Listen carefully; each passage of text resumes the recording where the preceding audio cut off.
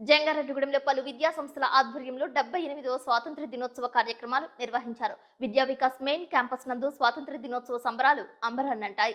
పాఠశాల ప్రాంగణాన్ని 3 రంగుల ముగ్గులతో అలంకరించారు. స్వాతంత్ర సమర యోధుల వేషధారణలతో చిన్నారులు అలరించారు. విద్యా వికాస్ యాజమాన్యం సతీష్ చంద్, శ్రీనివాస్, లక్ష్మీ ప్రసన్న లక్ష్మిలు జాతీయ జెండాను ఆవిష్కరించారు. జాతీయ గీతాలను ఆలపించారు. దేశభక్తి గీతాలకు నృత్యాలు చేశారు.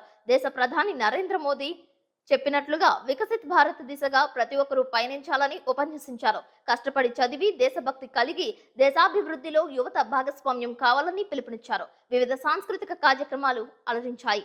భారీ స్థాయిలో విద్యార్థులు, వారి తల్లిదండ్రులు, ఉపాధ్యాయులతో పాటు అధ్యాపకులు, కార్యాలయ సిబ్బంది పాల్గొన్నారు.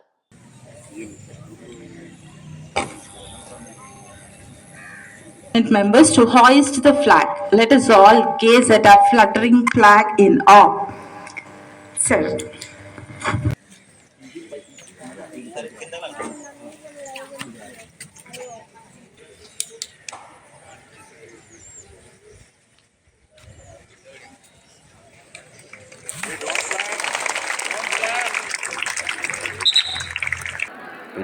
విద్యార్థులకు అందరికీ 78వ స్వాతంత్ర దినోత్సవ శుభాకాంక్షలు. ఈరోజు మనం దేశవ్యాప్తంగా స్వాతంత్ర దినోత్సవ వేడుకల్ని ఘనంగా జరుపుకుంటున్నాం.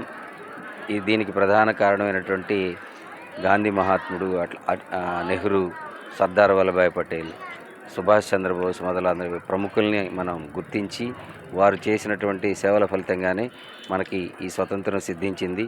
ఈ స్వతంత్ర భారతావనిలో ఈ మువ్వన్న జెండా ఇంత చక్కగా ఎగురుతుంది అంటే దీనికి అవిరళమైనటువంటి కృషి చేశారు. వాళ్ళందరూ వాళ్ళ ప్రాణాలను త్యాగం చేశారు.